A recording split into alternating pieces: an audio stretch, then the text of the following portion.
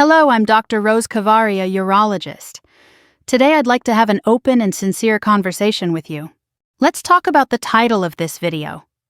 If you're an older man, this title was designed to get your attention for a very important reason, as it relates to a very private topic.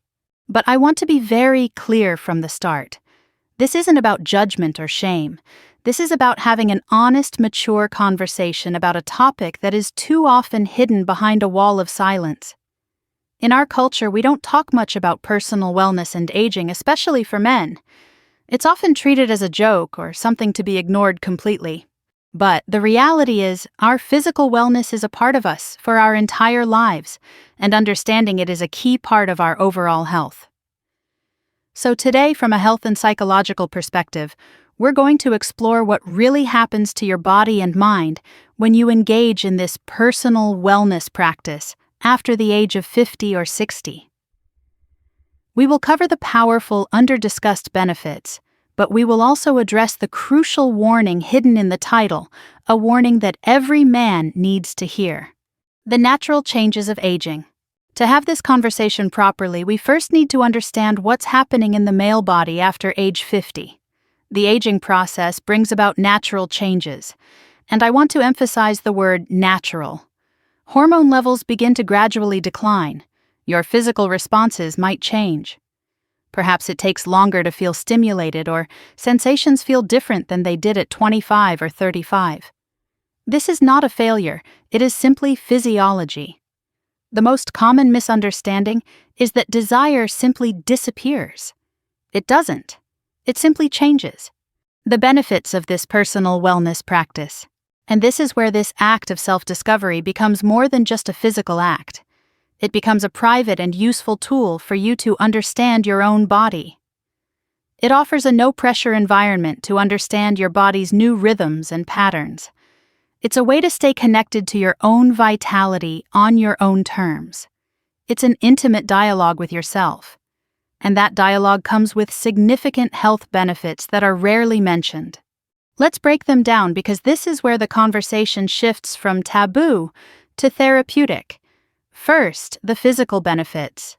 This practice, when done in moderation, is excellent for circulatory health in your most delicate tissues. The increased blood flow helps maintain the health and elasticity of the tissues and blood vessels, which is critical for maintaining vigor and physical responsiveness. In fact, it's one of the most direct ways to keep that part of your body healthy.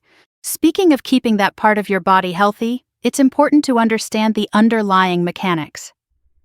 The health of certain internal muscles plays a key role in maintaining good blood flow and firmness. There are some completely natural exercises and methods designed to support this very function, without relying on external aids. It's a different approach that focuses on the body's natural processes. If this is a topic you'd like to learn more about, I've placed a direct link in the pinned comment below to a short informative video that explains these supportive techniques. Now, setting that aside, let's talk about the psychological benefits, which are just as important. For many, aging can come with a subtle loss of confidence or a changing perception of their own body. This personal practice can be a profound act of self-acceptance. It's a quiet affirmation that your body is still a source of pleasure and vitality. It reinforces a positive body image and strengthens self-esteem. Furthermore, it's a healthy tool for emotional regulation. Life is full of stress from work, family, or health concerns. This practice provides a physical release for that pent-up emotional energy. And finally, it offers a sense of control. At a stage in life where you might feel you have less control, this is one area where you remain fully in charge of your own well-being. It's a reclamation of personal agency. The warning, the danger of compulsion. And now, with all those powerful benefits understood, we need to address the reason for this video's title. The part where I say, I'm sorry to have to say this. I am truly sorry to have to say it because the last thing I want is to create fear. But it would be irresponsible not to. The danger is not in the act itself. The danger lies in compulsion. When any behavior, especially a pleasurable one, shifts from a conscious choice to a compulsive habit, it can start to cause harm. let's start with the physical risk. While this practice is healthy in moderation, excessive or overly aggressive sessions can lead to a condition known as desensitization. Imagine listening to music with the volume always at maximum. Eventually, you need it that loud just to hear it.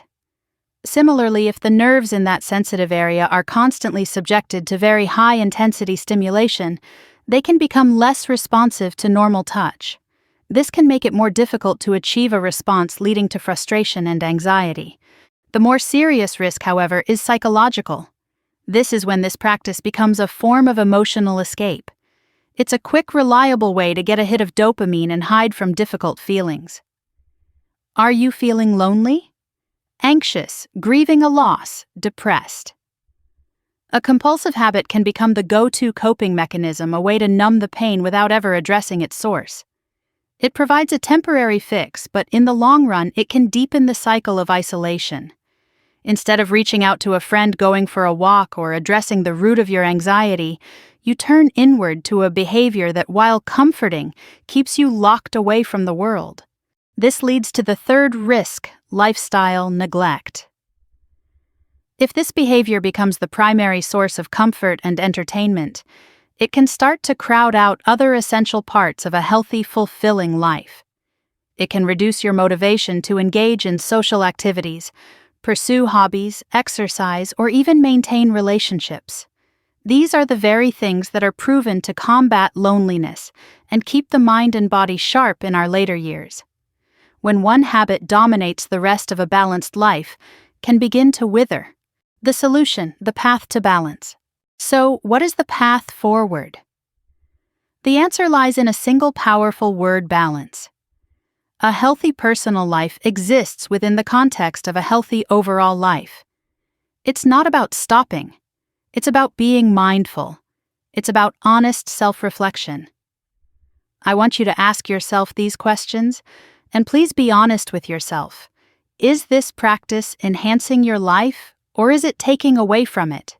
Do you feel more energized and relaxed afterward, or do you feel empty or tired? Are you using it to connect with yourself or to disconnect from the world and your feelings? The goal is to ensure that this practice serves you, not the other way around. It should be one of many tools in your well-being toolkit, alongside social connection, physical activity, mental stimulation, and a healthy diet. And if you suspect that it has become a way to cope with persistent loneliness or depression, please know that seeking support from a therapist or a doctor is a sign of strength, not weakness. Final message. To wrap this up, let's be perfectly clear. This personal care practice is a normal, natural, and when practiced mindfully, incredibly beneficial part of a man's life at any age. It's a tool for health, stress relief, and self-knowledge. My apology and the title are for the men who may have unknowingly allowed this healthy practice to become a compulsive escape, one that is holding them back from a richer, more connected life.